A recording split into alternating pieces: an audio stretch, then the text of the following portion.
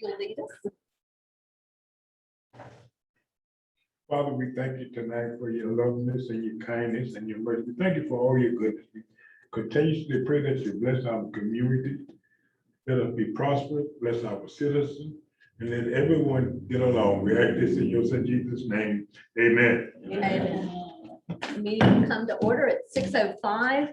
All commissioners are here. Commissioner DeVito is going to be absent for the evening. This time, let's say the pledge of allegiance. Allegiance to the flag Of the United States of America, and to the republic for which it stands, one nation, under God, indivisible, with liberty and justice for all. With that, thank you everyone for coming tonight. This is probably going to be the highlight of our evening right now, is we get to recognize a very special member in the audience, Miss Lynn Skelton. Lynn, will you come up, please?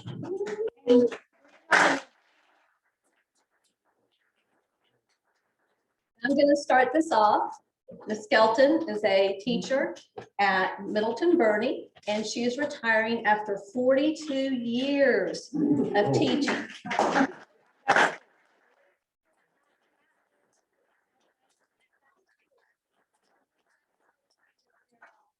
And so tonight we want to recognize you.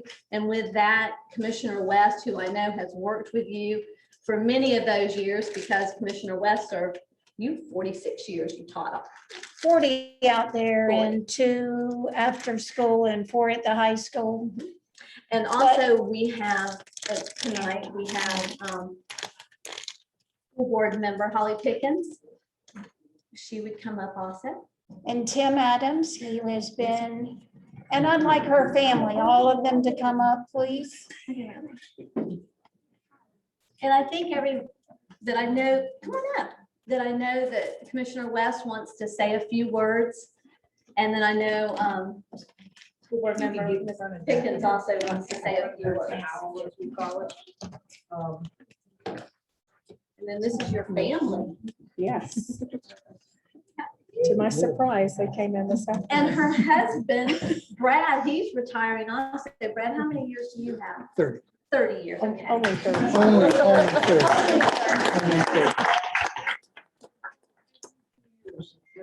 72 years. 72 years, that's excellent. That's a lot. Commissioner West, you want to share a little bit about? Well, I remember when she first came because I was also young at the time. A little bit older, but younger. And she had this beautiful black hair at the time, shoulder length and all down her back. And Brad fell in love with her and scooped her up. And then she has these beautiful children, daughter, Sarah, son, help me out. I was Cliff. blank, Cliff. And I don't know granddaughter, but I can see why she goes to North Carolina to visit all the time. Is it This is Katie. Katie? Anyway, Lynn, we want to give you this because this is very special for someone to work 40 years in one place with little beings this size with their own will. And you're in a classroom of 25 or more of them for 40 years. We appreciate. Here's something else too. We go to the same church. Here's what her life is like. She gets up at 5:30 every morning. She makes lunches. She comes to work. She works all day. She stays after school for a couple hours to get lessons ready for tomorrow. She goes home, does a load of laundry, fixes supper. By the way, you're the fixer. I do the cooking. I know, she's the baker. She's the baker, but she's an excellent cook. And then Saturdays are cleaning and toilets and bathrooms and. Some Saturdays. And then Sundays, she's teaching Sunday school at First Baptist Church. It's been a life of giving to this community and we really, really appreciate it, Lynn. Thank you. Thank you so So- much.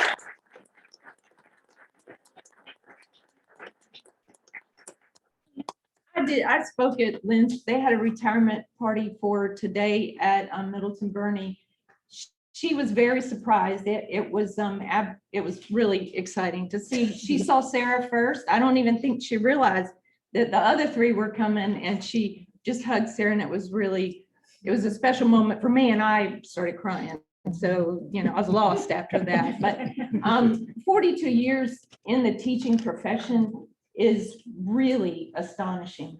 And although while I was at the elementary school, I thought, man, I should have taught elementary because their faculty is fun. They do all, they had a couple of skits about Lynn, and it was really, and then, I teach Sunday school some Sundays, and I think, nah, I'm better off at the high school. So, but Lynn and Brad have done so much for this community. She was a teacher. She is a teacher.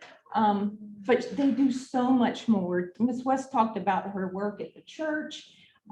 She's a huge supporter of Crescent City Athletics. And she and Brad are going to leave here and go do the chains for the football game tonight. And Brad's done it for over 40 years. And I just think the stuff that they've given to this community is just unbelievable and unparalleled. I don't think it'll ever happen again. So Lynn, Sure. Brad, family, Thank We you. thank great. you. We Thank you. thank you. It's an honor to serve. A picture with everybody. Come on up here. We don't have to be formal all the time. Yolanda, you want to come up here too and get the picture, please? Here, Somebody- Let me pick you up, baby. So you won't be behind the crowd. Yeah, we can scrunch you. Everybody can come back. Hey, Brad, Get in, yeah. And Yolanda was not my student, but she was a student at the school when I began teaching there in 1970. She's now the vice principal, so. Yes. all right, you- Get in here, come on over here. You stand close to me, I won't bite. Wide live. Real Thank wide you. live.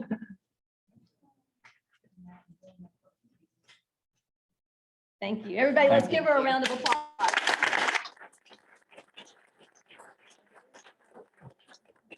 Come on. Thank you all. Thank you. Thank you for coming Thank you tonight. very much.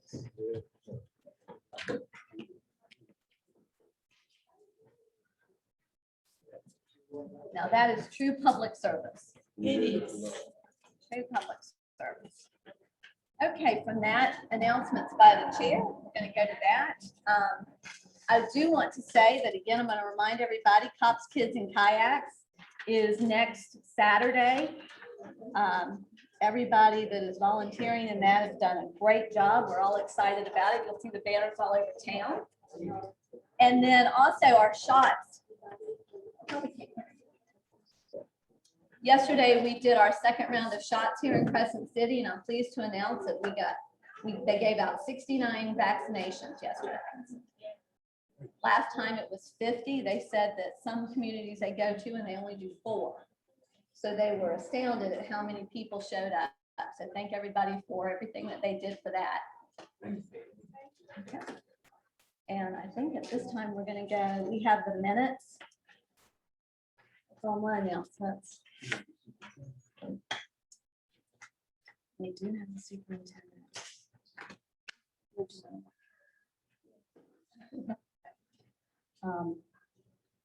Okay, has everybody had a chance to read over the minutes? Yes. Yes. Do I have a motion to I accept? make a motion we adopt. Second. Okay, we have a motion, we have a second. All in favor, aye. Aye.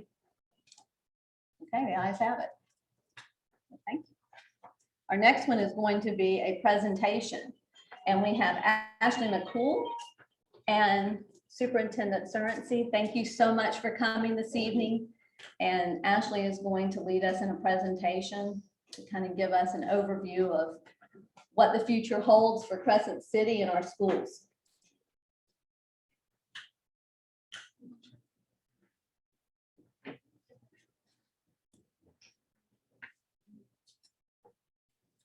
And Tim, I didn't introduce you either. This is Tim Adams. He's the principal at our middle school.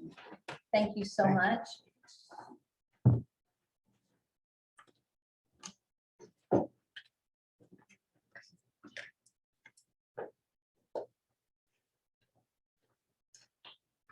thank you for having us. We wanted an opportunity to, would you prefer I present this way or to the whole group? How do you want to You can present this way. This way, okay.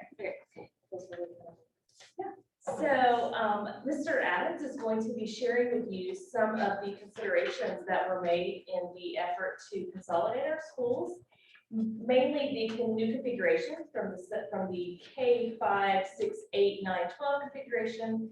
We're shifting to K6 and then 7, 12, which in Crescent City is a model that was very popular and very much most of you knew Crescent City Junior Senior High School before. Some of the other areas of the county, this is more of a new concept for them. So we put together a little of the research and a little of the plans that are in place to keep our students safe. And we just want to kind of walk through those with you. And then also give you an opportunity to ask any questions of us regarding the plans for the high school next year. Mr. Adams will be the principal at Crescent City Junior Senior High School beginning pretty soon, right at the end of the school year. He'll be transitioning over to that role. So we wanted, appreciate just having you here. I want to be available to answer any questions you guys may have. Well, good evening. As Ashley stated, my name is Tim Adams. I'm going to be the principal of Crescent City Junior Senior High School next year. It's going to be happening pretty soon. For those of you who do not know me, this is my 21st year in education. 17 of 21 years I've been in Crescent City as a teacher and or administrator at the elementary school as well as at the middle school and then coming up to high school. I want you all to know this is a wonderful opportunity. As all of my students, 7 through 12, I will have had, whether in elementary, middle, and now high school. I want to talk about academics. This is a great opportunity for us to share our instructors in 7th through 12th grade. Having that vertical alignment to be able to collaborate with one another is so key. And then also having the opportunity to work with Dr. Shelby and Mrs. Brady at the elementary school to continue that vertical alignment from not only pre-K 6, but then 6 through 12 with our 7th graders with us. There's a seamless transition. You know, prior to us returning back to a 7 through 12, we had an elementary, then we had middle, then we had high. So we had multiple transitions. Now we're looking to limit our transitions down to one transition from 6th grade coming to us in 7th grade. I want to talk about our CTE programs. We have several different CTE programs that our students will have opportunities to be involved in starting in 7th grade. We have welding, health science, criminal justice, agriculture, and business management. For our 7th graders and 8th graders coming up, we have what we call a CTE wheel, in which they'll get to experiment or experience multiple opportunities to decide what field they want to go into by the time they hit 9th grade. We also have acceleration opportunities. We have Cambridge, and we are also offering AP opportunities. We're actually doing something a little bit different this new school year. We're going to be offering AP Human Geo, which will be taking place with all 9th grade students for the first time. The other piece that we want to talk about is the earlier we can monitor our students. So usually, you know, high school is 9 through 12, but having our 7th and 8th graders, we'll be able to monitor them earlier and sooner, especially towards graduation requirements with the 2.0 GPA, credits that they've got to be able to get to when they graduate, whether it's 24 credits or the 16 credit options, things like that. Safety considerations, you know, Crescent City Junior Senior High School at one point was actually a junior senior high school, then we transitioned to a high school, and now we're transitioning back. So prior, when we were originally a junior senior high school, there was a building built that was kind of outside on our campus. That was our junior high building. We are now taking our junior high school students, 7th and 8th graders, and we're actually putting them in the main building. They'll be closest to the cafeteria. They'll be closest to the gymnasium. They'll be closest to our guidance department as well as administrative buildings, which is extremely important. I know our students coming up, and I think it's extremely critical that we keep them as close to us as possible. We actually have some transitioning ideas that we're putting in place to prevent our 7th and 8th graders from mixing and mingling with our 9th through 12th graders. Our 7th and 8th grade students will have their own classes. They will not be in 9th through 12th grade classes with those upper grade level students. We also have the opportunity in which in the mornings, they'll have separate holding areas away from the high school students. And then we'll be transitioning at the end of the day where our bells ring at a certain time for our middle school, junior high students. And they will be going to their buses a little bit sooner than our high school students. But it's a great opportunity. Our students are already riding buses together, and so that will be no different. I want to talk about our enhanced support. If you take a look at our enhanced support up here on the screen, 2020, 2021, there are 2 administrators at Crescent City High School and 3 instructional support staff. And by merging and combining 7 through 12, we are now offering 5 administrators and 6 instructional support staff. And that's extremely important because we want to be able to get to our students quicker. We want to be able to continue to monitor our students quicker. And we want to be able to continue to develop those relationships because we all know how important relationships are and creating and building those relationships, not only with our students, with our community, as well as with our parents. I want to talk about athletics and extracurricular activities. So just to let you all know, in years past, when we were junior, senior high school, the students had opportunities to play organized sports under the FHSAA. And when we transitioned back to a middle school, the students didn't necessarily have those opportunities. So now that we're coming back together as a junior, senior high school, we'll again have sanctioned FHSAA sports for all of our students, 7th through 12th grade. Thinking of sports, we have girls and boys cross country. We have girls softball, volleyball, soccer, and girls weightlifting, cheerleading, flag football, and basketball. For boys, we have weightlifting, football, soccer, baseball, basketball. And a key piece to this is making sure that we sustain that student athlete. Notice student being first, athlete being second. When we look at our student athletes, we want to make sure our student athletes are maintaining a 2.0 GPA, as that is a graduation requirement. And we've brought in extra support staff, reading intervention teachers, as well as additional coaches to provide that support, get to know the kids, being able to maintain their grades, looking what they might be struggling with, and providing additional resources to them. Clubs, when we talk about clubs, we talk about extracurricular activities or sports, we're talking about clubs as well. So what we have to offer at Crescent City Junior Senior High School, we'll have the National Honor Society, we'll have the Junior National Honor Society, the Interact Club, Multicultural Club, Student Council, as well as opportunities for our students to participate in our theater performances at the Jim Pignato Theater. Okay, with that being said, we've also received grant money called ESSER from the federal government to help support supplemental supports.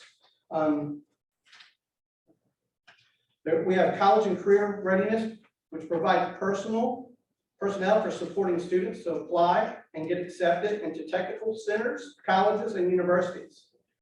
Our junior high school students will be exposed to multiple CTE opportunities, as I spoke to earlier, as a wheel so that they can make an educated decision on which path to pursue when they enter the 9th grade. We'll continue to have extra custodial staff during the day to sanitize our high traffic areas, as well as health room assistants to monitor students who may exhibit COVID symptoms. We are also allocated a credit recovery teacher to help those students who have struggled during digital learning. We also have additional reading intervention teachers to support our students who are Tier 2 and Tier 3 students. The key is long-lasting relationships. You know, having our students at such an early age, 7th grade on up, it gives you a great opportunity to know the kids, know what's going on at home, provide supports not only to the kids, but to the parents, as well as get to know the community members. It's been an awesome opportunity already. I've had a chance to go out and visit the school. I've had a chance to visit parents and students. I've been to girls flag football games, boys baseball games. We're going to the football game this evening. And it's unbelievable the amount of parent and community support I'm already garnering with the support of what we're doing. They're excited, they know me, I know them, and so I think it's a great opportunity. Mr. Adams shared some of the considerations that were made when the district was looking at this consolidation plan and the configuration. Mainly the things we looked at were how to reorganize these schools in such a way that we focus on the student's social emotional learning, which is a very important component, especially given the factors students are facing during the pandemic. And we've had to be very creative in making sure our students still have what they need with the different learning modalities that we've had to use to keep them safe. And so we feel like this opportunity to keep people that they already know, such as Mr. Adams, coming on campus, along with the community and staff that have always been such a good family part of Crescent City Junior Senior High School. Getting those students together for a full 6 years again, I think is going to only improve their ability to graduate and do what they want to do in life, be successful at that. So with that, we just want to take an opportunity to, if you have any questions for us regarding the plan or how it might impact your community, we want to be available to answer any questions you may have. Okay, commissioners, you have any questions? Yes, go, absolutely, Commissioner Banks. The population to the school out there on 308. We out there visiting, it looks like it's overcrowded already. Middleton Bernie? Milton, Okay. correct, Yes, sir. correct. They have made good plans to accommodate their students, and they do have room. I realize it may look like from the outside, it is a big school. It is our biggest school. It's our biggest elementary school in the district. We recognize the need for a better new facility, and so that is part of our revitalization plan. So the refiguring of these schools was done intentionally to right-size our district to make us available for special facilities funding at the state level, which is required before you can apply for that funding. The special facilities funding, along with a bond referendum that we will be looking for community support in the next year or so, will help us build a new elementary school as well as a new high school. And that will accommodate new classrooms for all of that population of students. But they've worked since it was approved by the school board in February. They've worked extensively to ensure that there is classroom space for those students. A lot of school space sometimes is given to intervention classrooms and different things like that. So there are opportunities to be more creative in how we provide those services and making sure that we maximize spaces for classrooms first. And the second question Yes, is, sir. the Miller Intermediate, there will be no more in the future? The plan is at the end of the 10-year revitalization plan, it will still be a K-6, 712 model, with the new elementary school being placed at the property at Miller, where Miller Middle is currently at. That is the initial plan. Because we know the value that in the history behind that school and that area, we plan to put the K-6 school in that location. That is the initial plans. But the reason I asked that, Yeah. it looked like it boxed in. At Miller, you mean it's not enough space? Yes. You'd be surprised. There are not only opportunities, you can also go up. So people don't really consider that you can build 2-story schools. Even elementary schools, a lot of the new construction, they build them vertically when there's not quite the footprint you expect to have. And they're built with safety in mind, which is what our district currently, unfortunately, does not have. A lot of our buildings were some of the oldest in the state across the county. And these schools were not built in the times of the Marjorie Stoneman Douglas situation and Columbine and all of those other things that we have to work to make better for our students. They weren't built for safety in mind. They were built for 1960s Florida with windows that opened up and get as much air in as possible, right? So we recognize the need for making our students safer, and this is how we have to do that in order to get those buildings so our grandchildren are still here getting the very best education in modern facilities. This is the work we have to put in first to make this happen. So we recognize the burden. We are physically moving 250 teachers this summer. That's a lot. And for anyone who's ever helped a teacher move a classroom, you probably certainly know. It's a lot. Our staff has taken on a lot to make this happen. They're very much on board because they're excited about what they might be able to teach in a couple of years. So Yes, teachers have stuff. They do. They have a lot of stuff. And then we have even more stuff to give them new. So it's, we've got a big plan in place for that move, but, yeah. I believe the community, just for the standpoint of information, the middle school, what are your intentions for the middle school during this time period that they're not going to be Do you want in operation? Welcome, thanks for Welcome. having us, No, Mayor thank and you. Commissioners and City Manager. Thank you for letting us come and share about the high school. But yeah, that's, we definitely don't want that building to sit idle. So we're actually negotiating a MOU with the sheriff's office Okay. to use that space, and there'll be some other activities going on there, but it will definitely be used. And that would be the site. I think Mr. McCool mentioned that'd be the site of our new elementary school. When you decide to do that? And by the way, our plan, our 10-year plan that Ms. McCool spoke about, one of the first buildings that will be built will be a new Crescent City Junior Senior High School. Actually, all 3 high schools are the first phase of our construction. And, you know, that's a junior senior high school was built in 1969. So it's definitely, you know, it's ready to be replaced. So we definitely are looking at that and making sure that we build the best building possible for our high school students and junior high school students.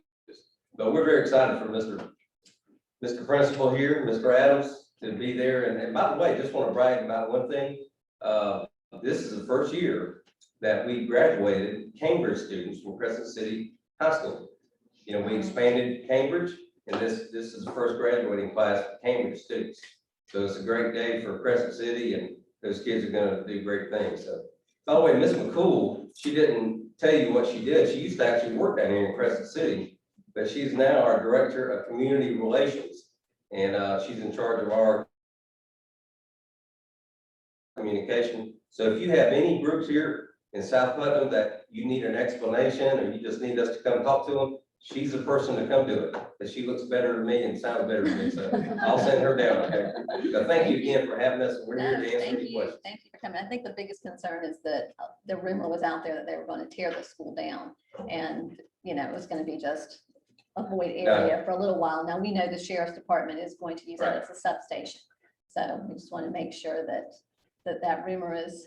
Yeah. Yeah. As far as we're concerned right now, we're going to use it for the sheriff's office and possibly some other items, but it's Okay. not to be torn out. That's great. Okay? Thank you. Mayor, Thank you. Yes, sir. Ask you something. Absolutely. Sure. This has been asked of me many times, and you've been on my list to call for about a month now, but anyway, the property that y'all own on the lake, are y'all planning to do some type of construction development down there? You mean, on Lake Crescent? behind Miller? Yeah. Not to my knowledge. I mean, that's strictly going to be the side of the new elementary school. Okay. Right. Now, we do have a small piece of property that we are selling, I think, down by South Putnam Church. This is a vacant piece of property that will be on the market, but that's the only piece down here that we're selling. Okay, Yeah. thank you. Thank you. Thank you again. Thank you all very much for coming. Thank you for having us. Thank you. Any, I should have asked no more questions. Okay, thank you. Thank you. Okay, with that, we're going to move on to our next item of business. Our interim manager, Mr. Leary, you had a couple of things that you Yes, wanted to ma'am. bring up. Thank you, Mayor. This item is permission to start the process.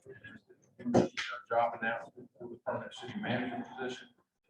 Karen's passing out what you used previously, and we did some editing to it. So I think most of y'all have seen this, just some minor edits to that. The process would be, once we receive approval tonight, we will start next week, advertising for the City and County Managers Association, for the cities. And of course, we'll post it on Indeed, which is become the kind of go-to job site announcement. We'll then advertise it for either 30 or 45 days, and that needs to be decided tonight. I prefer 30. And then we would then, rather than utilize Mr. Forbes and his associate, Mr. Hanson, because they are currently working with 10 or 12 other cities. I'm recommending that myself and the city clerk, go through the applications, and we certainly send the commission all the applicants, but rank, the top, and then bring those back for approval to the city commission, and then set up the interview process following that. Okay, commissioners, do you have any questions? Like the idea that we're doing it in-house and not hiring someone this trip. Okay. Commissioner Banks.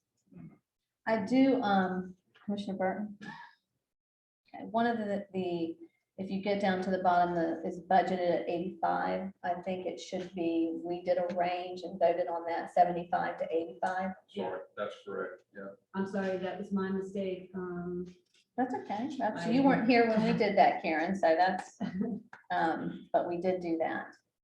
And I will tell you that with that range, that would be based on the city manager being the city manager, not the planning zoning director, not the human resource director, and not the de facto city clerk and all those other things. Because if that's going to be the case, then you need to probably double that. So, but we'll make that correction.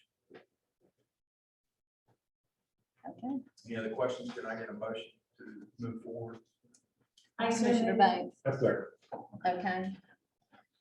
We have a motion, we have a second, all in favor, say aye. Aye. All opposed, nay? Okay, motion Thank you, carries, Mayor. thank And, you very much. Item number 2 is the Inspire Technologies, a contract of Mr. Hickman, or Hickman, with Inspire Technologies is here. You've had the contract in the packet and pretty straightforward. I think we outlined all the different parameters. Once, if approved, then we get them on board, which hopefully they'd be able to start next week. And we would then come back to the July meeting with an update on both software, hardware, firewall, and basically a game plan of where we're going after they do their initial analysis and do their initial work. Now, or you want to say anything, or?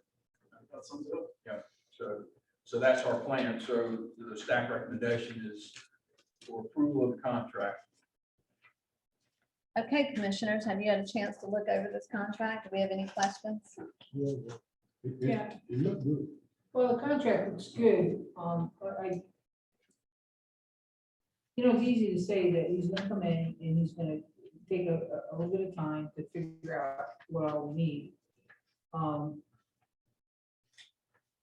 guess what I'm thinking is, once he figures out what all we need, is he going to be presenting that at the next meeting? Yes, ma'am. It'll probably be the July meeting, since there's a short time frame between now and June 10th. If we can get it by the 10th, then we may put it on, but that's a pretty short time frame because our packets.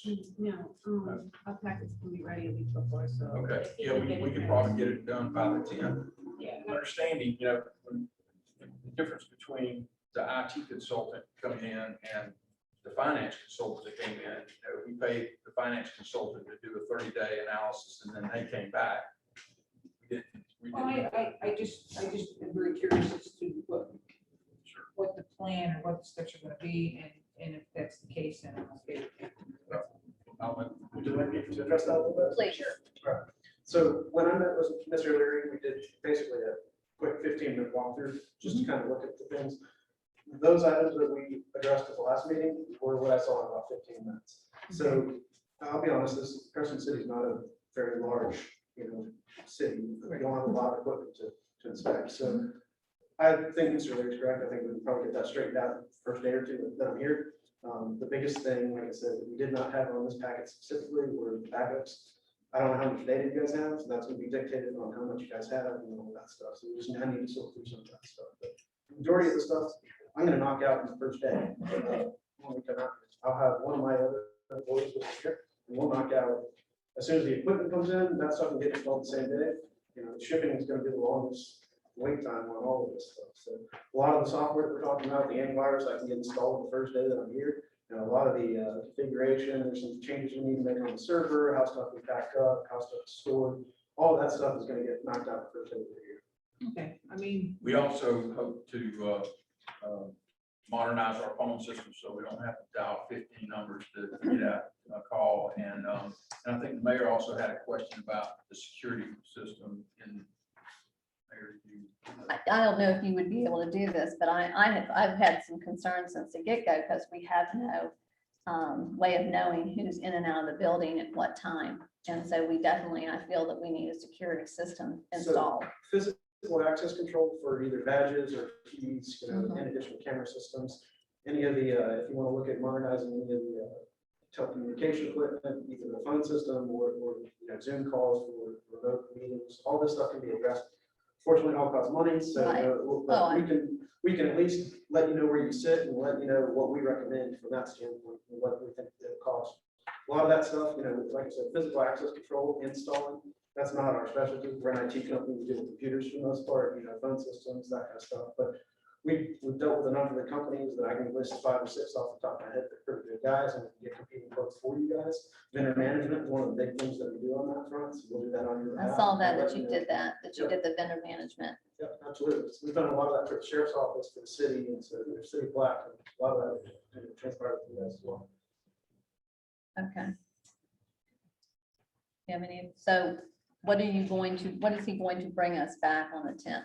What are we gonna have? Just an update and an analysis on both our software, hardware, and then the plan is that we're moving forward in a time frame for completing those tasks. Okay, If you'd like, I can do a summary on where we stand, like a written summary, so you guys can see that, through that maybe before the meeting starts. So that way, if you have questions, you can let me know. Like I said, there are additional items that we haven't touched on yet. One of the big things that this earlier when I looked at it, the phone lines over at the police department. You guys are paying a pretty substantial amount for all the phone lines, and they're not being used because you guys don't have a police department.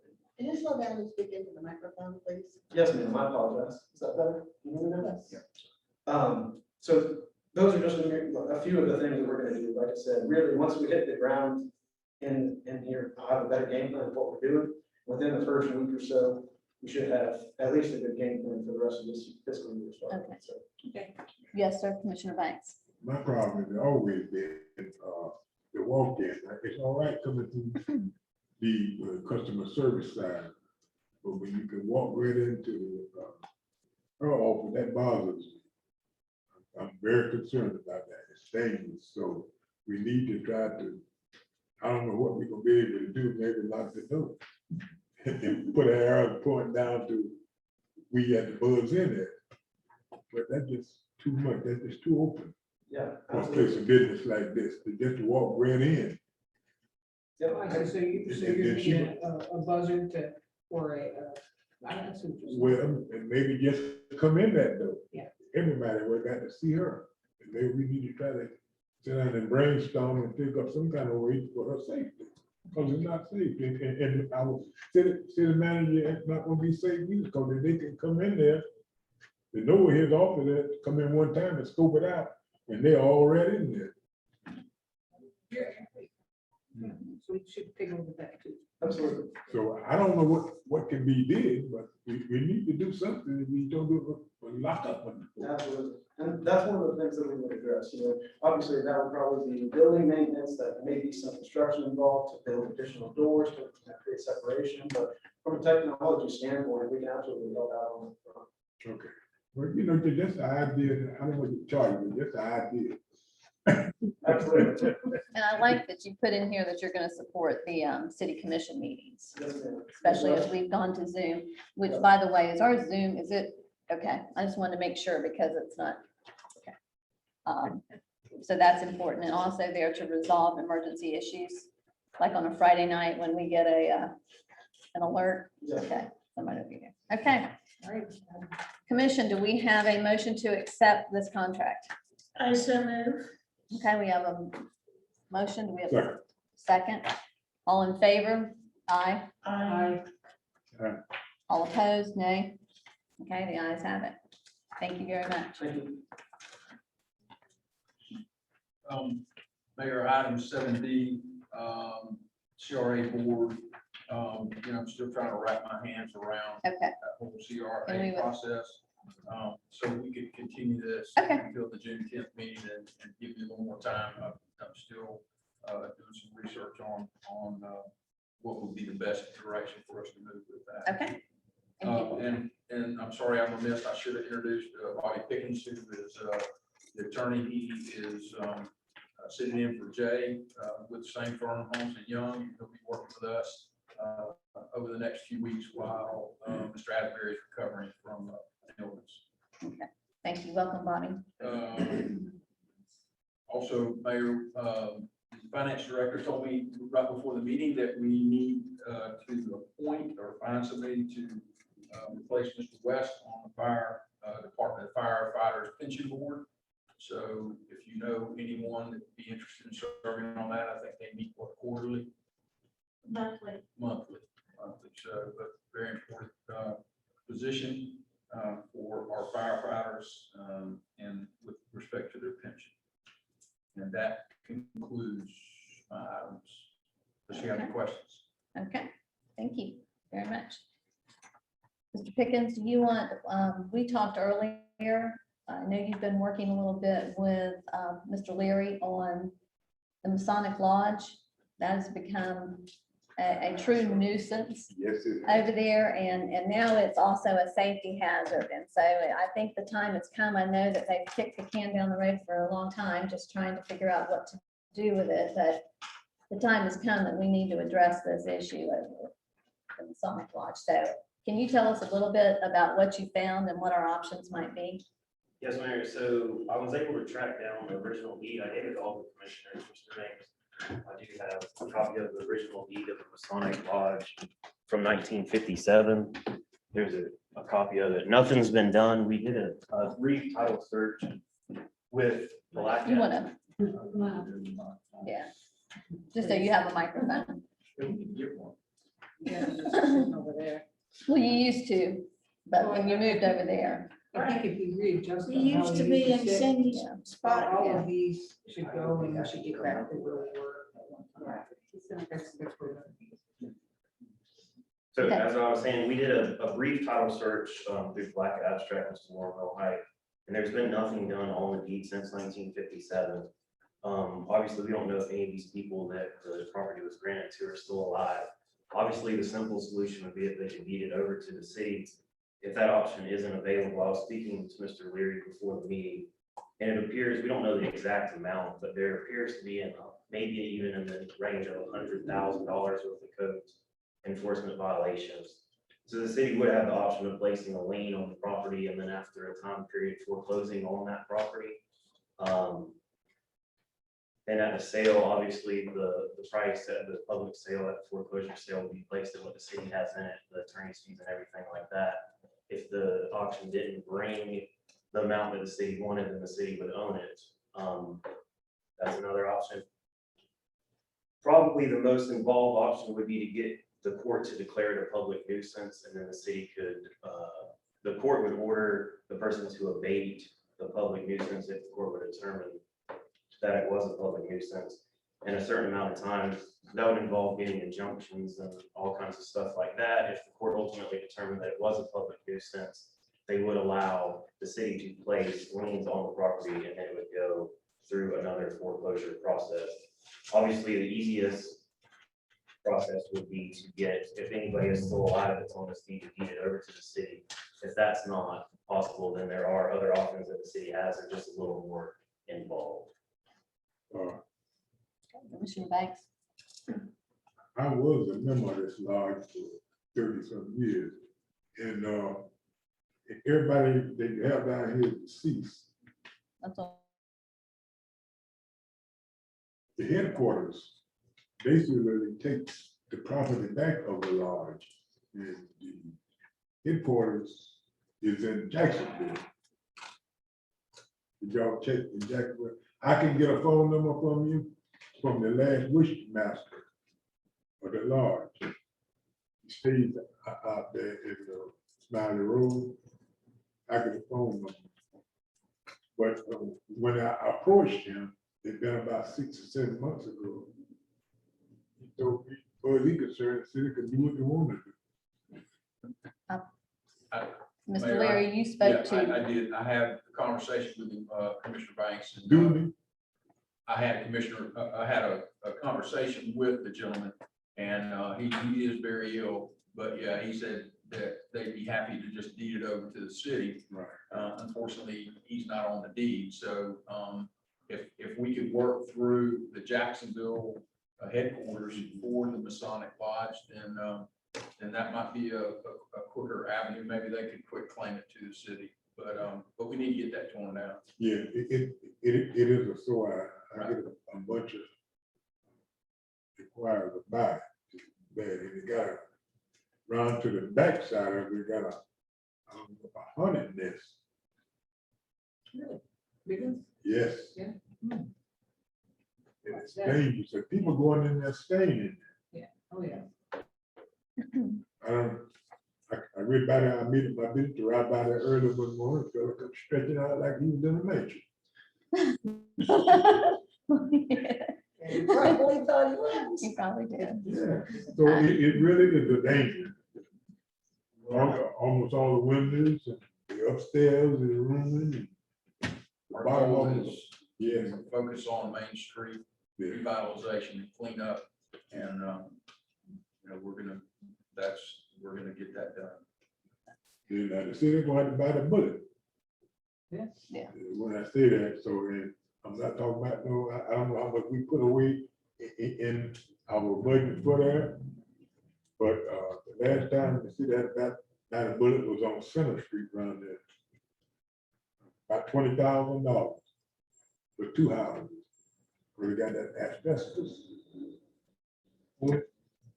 This one supposedly does also. I'm sure it does. So this is gonna be a little bit of a process. We have a little bit of time ahead of us, but I think if we just work at it.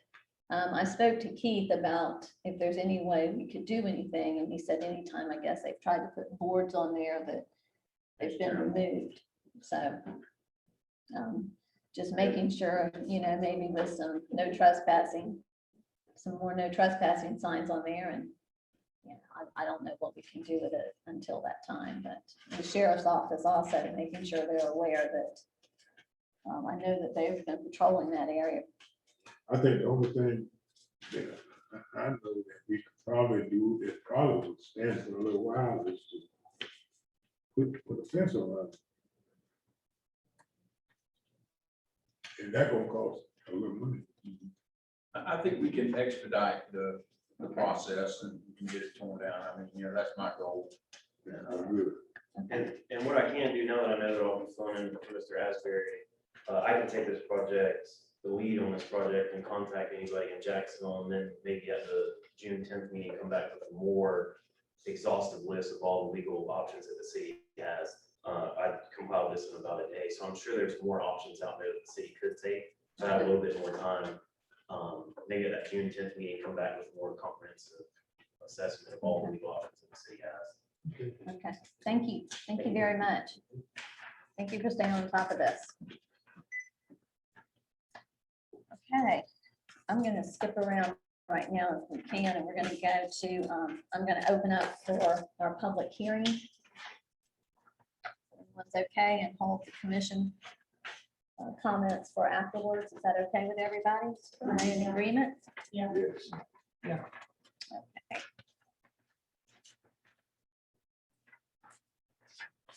So at this time, we're also going to skip around a little bit from your agenda, and we're going to go to the second reading of ordinance of the city case RZ.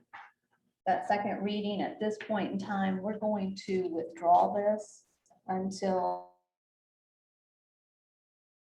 everybody's okay with that. Can I have a motion to withdraw that? The second reading on the, from residential to commercial. Okay. Okay, we're gonna withdraw that, temporary withdrawal at this time. Can I get a motion to withdraw that?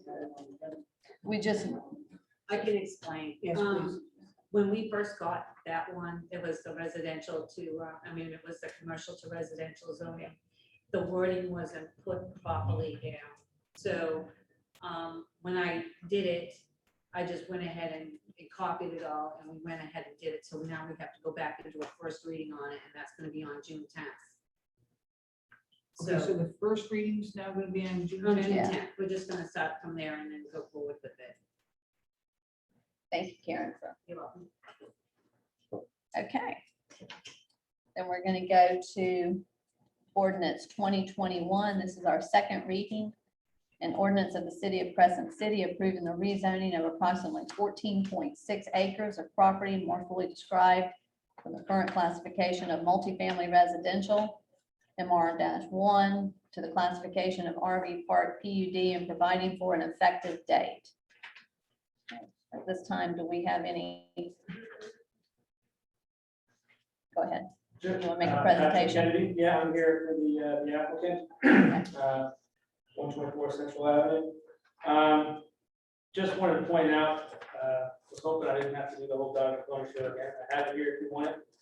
But the changes, want to make sure you saw the changes that we made to the ordinance, really the development agreement for the discussion at the first reading of the ordinance. We added the language that live music will end at 10 p.m. regardless of the day of the week or holidays, and understood that proposed uses under the development agreement are not exempt from the city's noise ordinance. So we added that language between the last hearing and this hearing. Okay. Ryan Gilmore has also spoken with some of the neighbors, and on the northern buffer issue, it called there was a impromptu discussion regarding the berm. The berm is not feasible, but in discussing with the neighbors, they actually came to him with an idea of, in addition to the required fencing and native vegetation, adding Leland cypress along the northern border that, and they can correct me if I'm not getting it quite right, but I believe from the, along the neighboring residential property, the plant Leland cypress, as part of the vegetative buffer. That was discussed, Gilmore, Schofield, one of the neighbors says that can be part of the vegetative buffer. That will give them some peace of mind based on some of the, I guess, properties of that particular vegetation and its growth rate. And the way that it can grow wide enough fairly quickly. So my clients have no problem with that being a specified plant species for that side of the property. You Of course, address it's up that to in you. the final site plan. Well, we can incorporate it into the ordinance if we need to, I guess, or in the development agreement specifically. I just heard it today, so it's not in the version that you have in front of you. It's pretty easy to fix. What was their reasoning for that specific? Well, they probably have to talk about it. Okay. If you'd like to talk to them Okay, about it. absolutely, absolutely. We'll give them a chance. Yeah. Absolutely. But that's, that's the only changes we have between the last hearing and this hearing. Again, I do have the PowerPoint presentation if you need me to go through it again. You should have the analysis that that's come up through the planning and zoning commission hearing. So if you'd like me to do the presentation one more time. Okay, commissioners, are you okay? You're okay with that? With him not doing the PowerPoint? You're okay with that? Okay. Okay. Do you have any questions before we open up for additional testimony or? I do not at this time. Okay, So, Mayor, you'll just have it in just a moment. Well, Mr. Gilmore is the applicant. He can explain. He has one that had a discussion with the neighbors regarding the legal surface. Okay. I have here, You want him to talk about it? it's line two, right? Taking some of the language out. Hold on a second. Mr. Kennedy, Yes, just a moment. Commissioner Banks has a question. yes, sorry. Just tell me what I have tonight. We got some blue in the line now. Is that some of the changing of the language? I got to see which version you have. There's been several. Make sure you're looking at them. All the way through there, it is lined out. Yes, that is some of the changes. to make sure it's for the main change between, this is probably the one I gave, but no, this is it. Yep, there it is.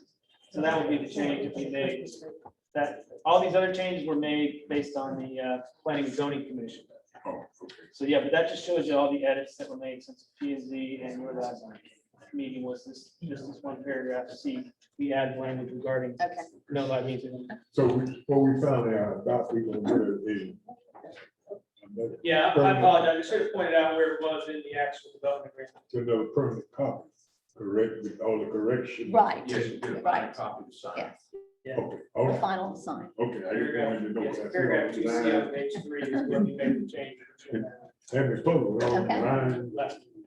Okay, thank you. At this time, do we have any additional factual testimony for or against?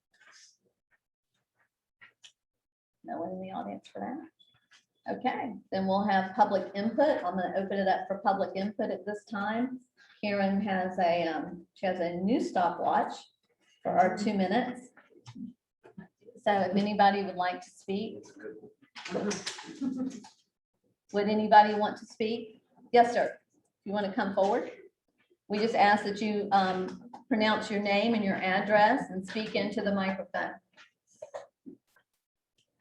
Joseph Schofield, 517 South Prospect. You had a question on Cypress? Just why that particular, That Species was particular chosen. species, grows quickly and grows densely okay, and forms an additional It vegetative forms a barrier. wall that's kind of complete because it kind of goes into each other. And you'll begin to see them all over Florida because they do become a nice wall that's attractive and like you say, very dense. Correct. And I'm sorry to interrupt you. that's okay. I was just I wondering see why them they everywhere now. decided on that They particular. do form a nice Okay, barrier, which will okay, tend to assist since we can't do the burn. okay. It'll help mitigate the noise. And you're satisfied with that? I think all of us at this point Okay, can accept that. great. Thank you. Thank you. We have any other comments from the public? No other public comments? Don't see anybody coming forward. So at this time, we will close public comments. And I'm going to bring it back to the commission for discussion and for a motion of acceptance. So do we have any other discussion? Okay. You will notice in your packet, Ashley Shepherd sent a letter in support of the project. And we told her that we would make sure that it was shared tonight. So, okay. So do we have a motion? Second. Okay, guys, hold on. We raised it. Poor Karen. She's the one that's having to listen to this. So I need to know who is making a motion to accept this. I'll make the motion or I'll second. Okay, we have a Either way. motion and we have a second by Commissioner Banks. All in favor? Huh? Aye. Roll call. I'm sorry, we have to do roll call. You're right. Karen, will you do roll call, please? Yes, ma'am. Commissioner Burton? Aye. Commissioner Banks? Aye. Commissioner West? Aye. Mayor Myers? Aye. Okay. Accepted. Thank you all very, very much. There was a lot of hard work put into this and we greatly appreciate, this is when everybody can come together and work together for the good. So thank you, everyone. Thank you all. Thank you. Okay, at this point, we're going to move on to the first reading. Let me go to mine. Hold on, let me go to mine. Got to find your notes. I moved my notes around here. Oh.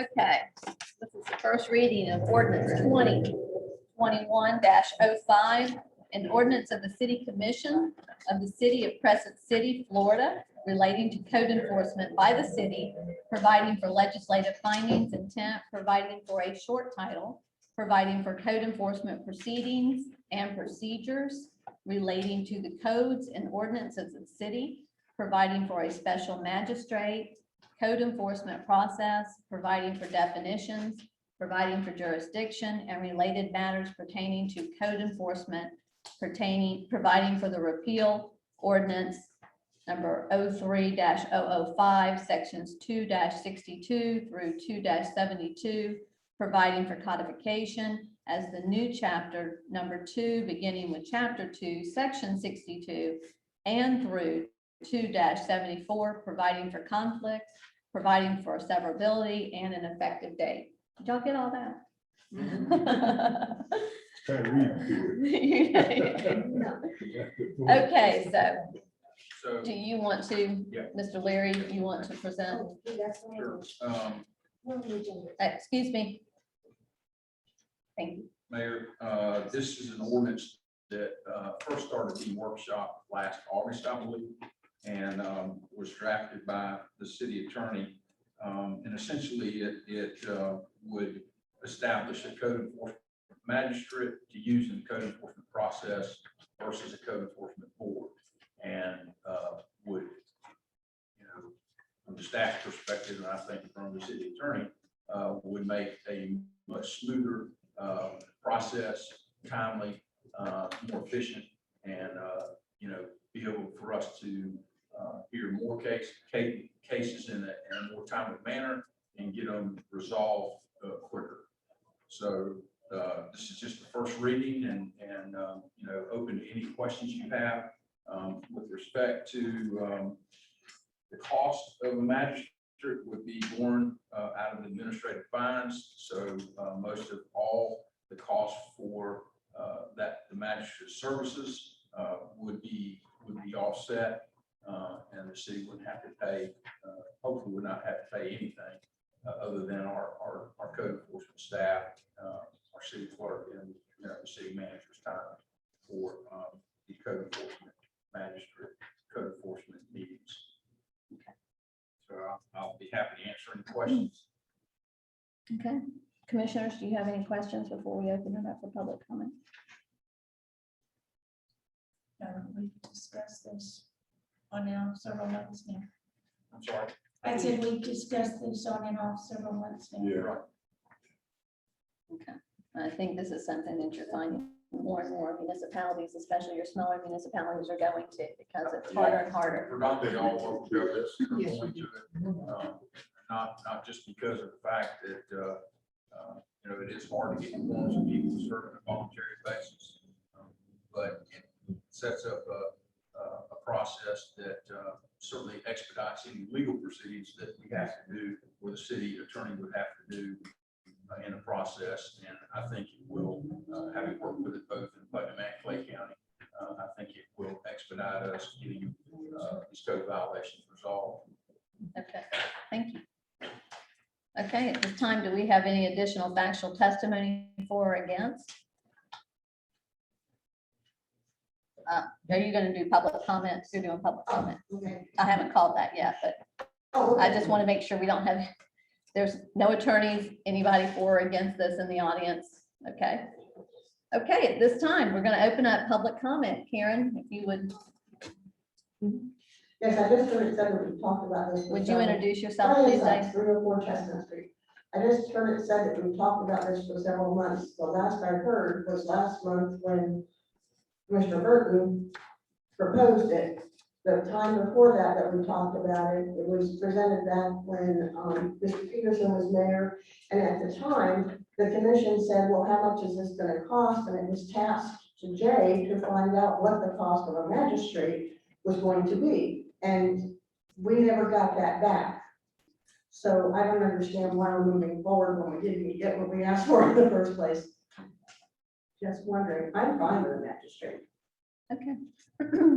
Thank you. And I think that's one of the questions that, and as far as us discussing it, we haven't been discussing this. I know it was discussed by the former commission. Time goes by quickly, and days turn into weeks, and Well, 2020 was kind of a lost year, Yeah. unfortunately. With COVID. And essentially, the magistrate is an attorney, and it's an attorney fee, but they usually don't, it's at a reduced rate, and pay travel. There are 3 or 4 in the area, St. Augustine, Jacksonville. I think there may be somebody in Blackett that's doing it now.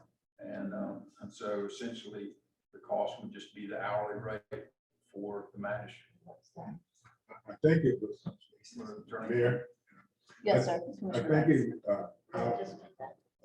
it was out there. We didn't ever make up our mind in the meeting whether we were gonna piggyback off the county, what the price was. Mr. Asbury was supposed to come back to the commission with some prices, and then we were supposed to go from there. But that never took place.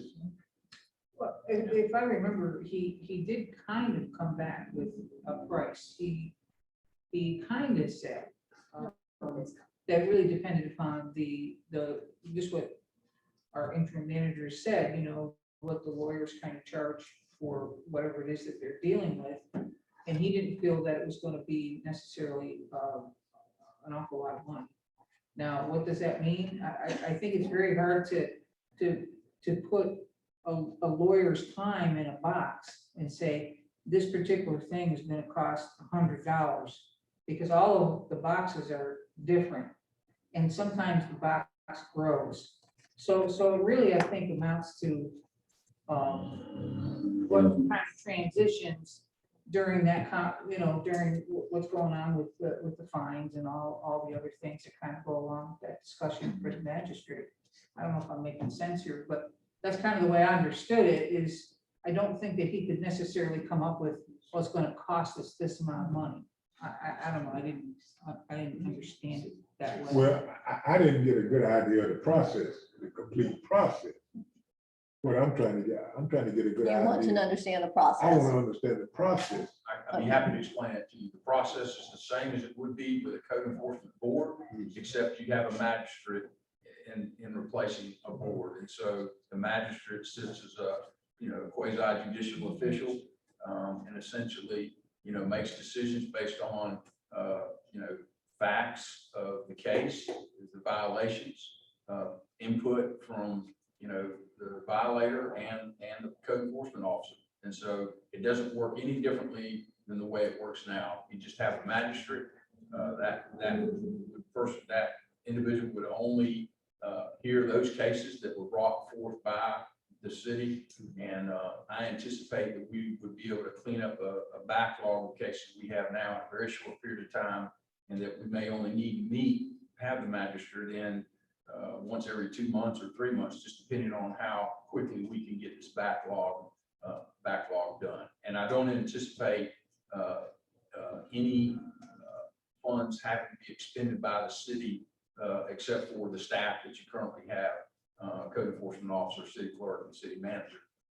That's because the hourly rate or the rate that would be paid to the code enforcement magistrate would be derived from the funds from our fines, administrative fines. Okay, now the code enforcement, we're gonna still maintain the code enforcement. She's gonna go out Yes. Correct. and examine the cases. Judges, Then she will turn them over to him. she'll make a presentation to the magistrate, just like she would to the code enforcement board. And then the violator has an opportunity to, speak, and then the magistrate can set a time frame for having the violation resolved. And if it's not, then, set the fine for, either on a daily basis or a monthly basis, however it is. So it's the same process. Okay, but the final line, it comes back to the commission. Or it don't come back. No, No, does it not. does not come back to The us. the no. only thing that comes to the commission is appeal of a fine. Say, we have a couple of fines now that are in the $50,000-$100,000 range. And so in that process, it goes to the magistrate.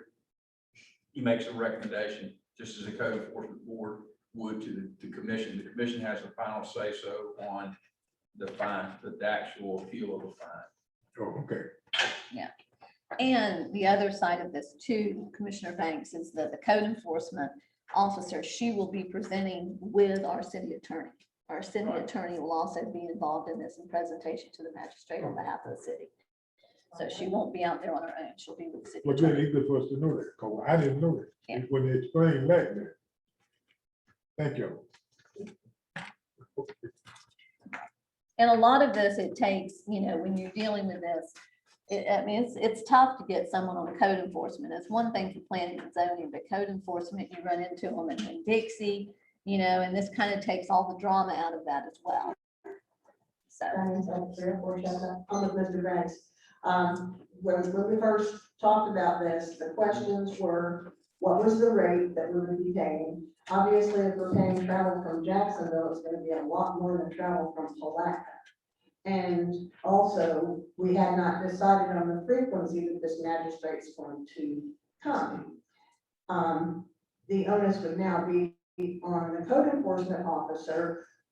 Under whose direction is that code enforcement officer going to work? They used to be under the police department. We don't have a police department now, and sheriff has said they're not taking on that responsibility. that code enforcement officer now reports directly to the city manager. So is that in the new resume requirements? I don't know that has to be in the new, That's that doesn't have to be in here. This is, Doesn't have to be. no, why would it be, where would it be in here? Because he's not going to be, the city manager and the city attorney are the ones that are, the code enforcement officer and the city attorney are the ones that are working with the magistrate. Okay, so the code enforcement officer reports to the city attorney. No, Diane, the code enforcement officer reports to the city manager. And who is going to decide what the code enforcement officer is going to enforce? The ordinance. Ordinance. She should be enforcing all of our ordinances. Why would she not be enforcing our ordinances? And why would we, explain that if you would, what you're asking, because I don't know why she would pick and choose which ordinances that she. Well, that's what I mean. Who is gonna pick and choose which ordinances are followed? Recently, it's been mostly the police department or the city manager who has decided what codes the codes enforcement is going to follow. We have a leash law that hasn't been enforced in years. Who's telling her to enforce that? Why isn't that enforced? Why isn't grass in the curtain in this gutters that are being blown into the, why isn't any of that enforced? Thank you, Diane. I think that's a little different, and that's something that we can address if we're having some issues with that, but this is about the magistrate. This is about the Yes, the magistrate. magistrate is going to be ruling on things that code enforcement is bringing to him I or her. understand. What are they going to bring? That's what I'm asking. Okay. And I can get an answer? Yeah, the code enforcement, as she does now, enforces all the codes of the city that's been adopted. Well, that's not necessarily true. She doesn't. Well, that's a different issue from the magistrate, but thank you very much. Do we have any more public comment on the magistrate, the ordinance before us? Okay. I don't see anybody coming to the podium. At this time, I'm going to close public comment and bring it back to the commission. Commissioner, do we have any discussion on this? Do we want to? Did you want to make public comment? Did you want to say something? Oh, come on, please do. I'll open it back up. Please, by all means, come up. That's what that's for. You said you closed it. Well, I did because you I have didn't. several little things. Wait, just one moment. Okay, there we go. 255 South Prospect. Okay, The flowers outside by the ex-police department yes, ma'am. and in front of the building. Okay. The elders that were Okay. elders that were taking care of it are apparently not doing it anymore, and they only did it 2 days a week. Okay, Pat, let me interrupt you for just a minute. Public comment, this is public comment regarding the ordinance. We're still gonna have public comment regarding that. This is regarding the ordinance. I'll be back. You'll be back. Go back. I'm sorry about that. Okay, so now I'm gonna close public comment again. I'm gonna bring it back to the commission for discussion. Commissioners, I'd like to make a motion. I'd like to move to have the city attorney finalize an ordinance moving the code enforcement jurisdiction to a special magistrate in all matters pertaining to code enforcement. I'll second. Okay, we have a motion, we have a second. I need roll call. Roll call. Commissioner Barton, Aye. Commissioner Banks, Aye. Commissioner West, Aye. Mayor Myers. Aye. Okay, move it forward. Thank you very much. Okay, at this time, we're going to open it up for public comment. Come on up, Pat.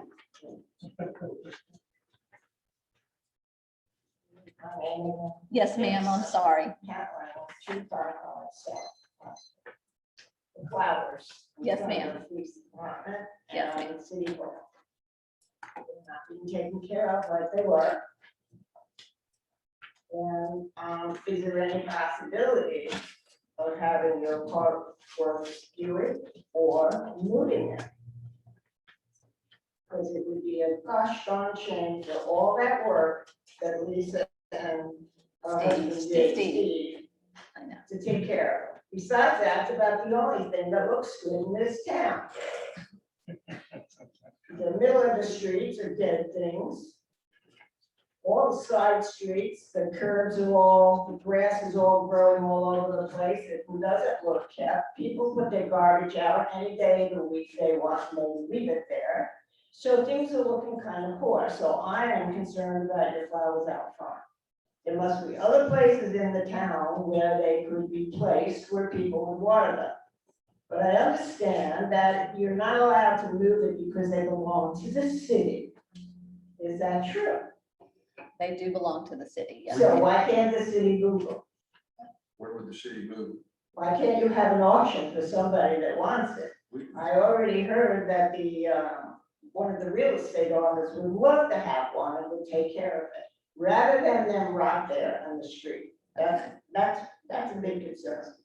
Ma'am, if you will get with me, I'll be happy to facilitate whoever wants to take it. Okay. And if you could do something with the acoustics in this building. I am old and I can't hear a blessed thing you're saying. I'm sitting here watching people laugh, watching people smile, but I hear nothing.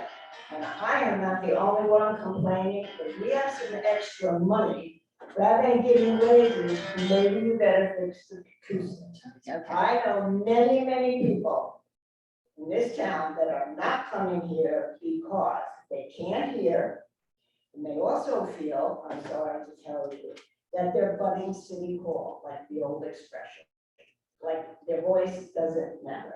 So that's a concern that maybe I would like y'all to think about. Okay. And the only other thing I have to say is, Okay. have a nice Memorial Day weekend. Reconsider that location of the RV park. Thank you very much. Mayor Myers, to her comment about how we can't hear anything, Mr. King decided that he was going to come in on his own to help us with the sound system in here. Sometime next week when we all come back from our 3-day weekend. Hopefully by then, by the next meeting, we'll be up fully loaded and everybody will be able to hear everything. Thank you. Okay. Because he used to be a rock star. Literally. Thank you very much, Mr. King. Thanks, and then for Chestnut Street. In regard to what Pat was talking about with the flower boxes. The flower boxes are beautiful and they're maintained. The reason they're so difficult to maintain is that we don't have any outdoor spigots at the police department or at City Hall. So, Yes, we did. well, they were hauling water. There's a hose and there's an outlet right there on the side of City Hall where they wash the police cars, so. And the Mormon gentlemen that were taking care of it and doing the watering were using that, the hose. Just today. Yeah. They're out there watering them today. Okay, so we do have a hose that stretches over there to the flower boxes? Why not just water them? Okay, because I saw them going buckets with water over there. Well, Steve and Lisa did a phenomenal job and they are missed. They are missed. I mean, you know, nobody's yard looks like Steve and Lisa's yard either. So we need to address, we need to do something with the front of the building and how our flowers look. So I agree with you. Thank you. Anything else, Diane? No. Okay.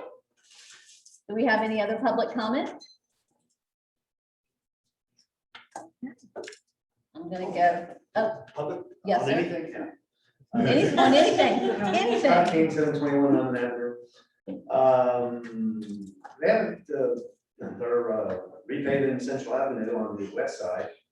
Hadn't gotten to my side yet, but golly, you know, tomorrow will be the end of the third week. And I'm not in the paving business, but man, if I was on that side of the street, I'd be upset. So I'm asking whoever to, let's get with the contractor there and find out what we gotta do. I don't know, some kind of timing must be in the contract anyway, I would assume, but they're, you know, they don't even work on it for days at a time and then come in. So I think we need to get on and do a better job of that. Good. If you want to address it, I think Sure. my Yeah, understanding with the they're equipment. within the contract timeframe, the paving will start next Thursday. They had equipment breakdowns, and then there was some questions on some of the base, that the way they were formulating it, that they had to have all the engineers go back out and look at it again, because like with everything else, it, you know, there became a problem, but they will pave it, and then they're gonna wait until after the red, white, and blue, June 26th to start the opposite side, and I think that side will go with quick. Okay, that's what I was gonna make sure, Mr. King, you knew that they were gonna delay yours until after the red, white, and blue. Yeah, I didn't know that. That's great. Yeah, so that we don't run into any problems with that because they're planning a big event. Okay, we have any other public comment? Yes, sir.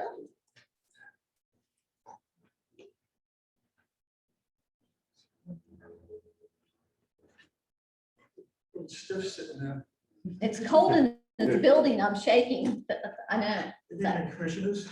This is my first meeting here coming, I come to your meeting. Would you introduce yourself and your Lee address? Gallus at 255 South Prospect Street, Okay, thank you. Florida, Yes, sir. Crescent City. Thank you. Okay, my question is, well, my concern is the infrastructure for this new RV park that we want to build. We have, our water system is not the greatest. And I don't know how many units are supposed to be there. Nobody's saying how many platforms are supposed to be, you know?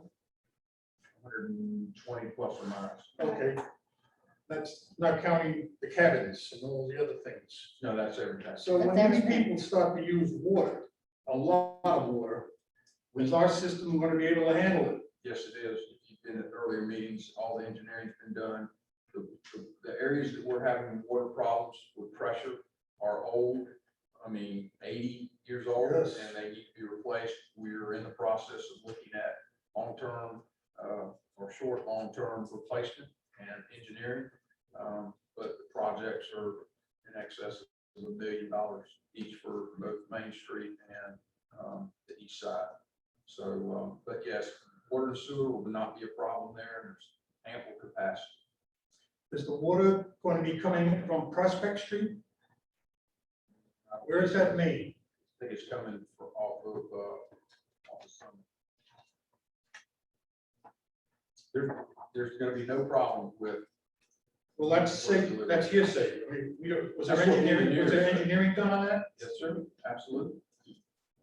And I don't Because have it, and I wish We you, have pressure water now, water pressure We do. problems. We do in certain areas of the city.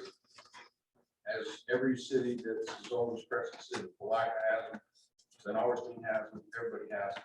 To replace that pipe and re-engineer is extremely expensive. I mean, just, it's about $20,000 a foot now. Yeah, it's expensive, for sure. But it's on the agenda. and as far as the water capacity too, we have ample water Oh, capacity. absolutely. Yeah. That's a lot of water, 150, you say, or 130? 120. 120. 120 units. When they all, if they all use it all at the same time, well, that's a lot of water coming down there. Not real. Well, and you're also dealing with RV units too, with, Right. you know, so it's not all cabins. The other thing I'm concerned was the entranceway, the emergency entrance and the golf course entrance goes out to Prospect. Mhm. That means we're gonna have traffic up and down that street on Prospect, South Prospect. Okay. We don't have no stop signs on there, which we've been trying to get for a long, long time. Nobody wants to put them on. Everybody else has got stop signs. but They we need to don't. put one right up, but your house and mine, That's right fine. there. Right there on Lemon. Right there on Street, Lemon. I that's agree, not- I agree with you. They're I going agree at with 40, you. 50 miles an hour on that straightaway. That's where it is. Yet you go up to North Prospect and there's stop signs every other street. They're all over the place. We can't get a stop sign. Okay, we need to look So at the that. concern was the traffic that's going to be coming out between the golf carts and the emergency. Because there's signs on the emergency, but there is no gate. from what I see. Okay, So there's a concern which I think should be brought up to the developer. What's he gonna do about that? Are we gonna have that traffic? Is the board gonna let the traffic come up and down Prospect Street? Because that's where they're gonna go. They're not gonna go on Summit. They're gonna wanna go down to the, Central, down to the restaurants, down to the pier down there. And that's what South Prospect's gonna come a very, very busy street. and hopefully with the sheriff's department being down there also, Lee, because they're gonna have, their substation there, that's something that as we see, be able to look at and see what we need to do. But thank you. And the other thing, as I said, it's my first meeting, it's to come here. Very nice. I'm a little disappointed. The sound system in here is very bad. Okay, I'm telling you, I've been to a lot of meetings, I've been on boards, I was a board member also at Hilton Head. And we hear people. I'm sitting right here and I can't hear you folks. Half the time you talk stuff, I don't know what you said. okay. And I got good hearing. And I'm- Thank you. And we've addressed that, and Mr. King is volunteering his services to come in. So we've addressed that. So, I'll take care so of it. thank You're you. gonna do it? Thank Good you. show. This I'll take sound care of it. system is old and, okay, You know? thank you very much. So, okay, so I. We hope to see you at more meetings. Okay, thank you. Thank you. Okay, Said it. Diane, Diane Sachs, 304 Chestnut Street. And it's not specifically about the RV park, but it's a roundabout way about the RV park. All of these things have been agreed to, that the owner is gonna do this and that, and it's been built into the ordinance. So should something fail, like, they're gonna have the PVC fence instead of a brick fence, and we know, we have wind, we have trees, they fall down, they break fences. So if the park is not proactive in keeping up the agreements that they made for the RV park, who's going to enforce it? well, that's why I believe we have code enforcement. So that's going to be a code. So we just call Pam. So if the tree falls on the fence and they don't fix it, If we there's call an Pam. issue, you call the city, Diane. If there's an issue, you call the city. Call the city manager. Talk to the city manager, and then he'll direct Pam. Okay, so that's. Okay, thank you I was very just much. curious. I don't know Okay, if it's thank you. place. My understanding, correct? Yeah. Okay, thank you. Okay, any more public comment at this time? Okay, I'm gonna close public comment. Commissioners, do you have anything that you need to report or want to talk about? Commissioner Burton? No. Commissioner Banks? Well, Go ahead. I'm concerned about our beach area. Okay, Dogs, swimming. And it's just bad. And I know we got signs up there. But we got a lot of ordinances and our book ain't got no teeth. So people don't pay them no attention. We were passing there the other evening, 3 boats on the shore and the place was packed. That is just, it scares me to death. That propeller can cut a leg off, a foot, an arm, or whatever. And you've got a little kid swimming around. I'm with you on Well, I that. want to talk to the city manager. I thought that we were putting together a plan to kind of isolate that area and make it very clear that boats were not allowed and.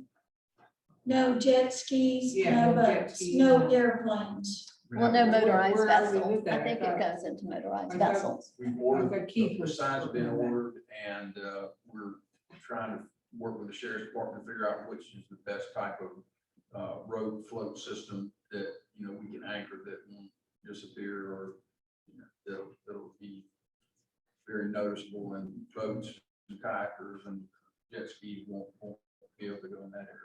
Yes, ma'am. I think the signs are finished. Okay.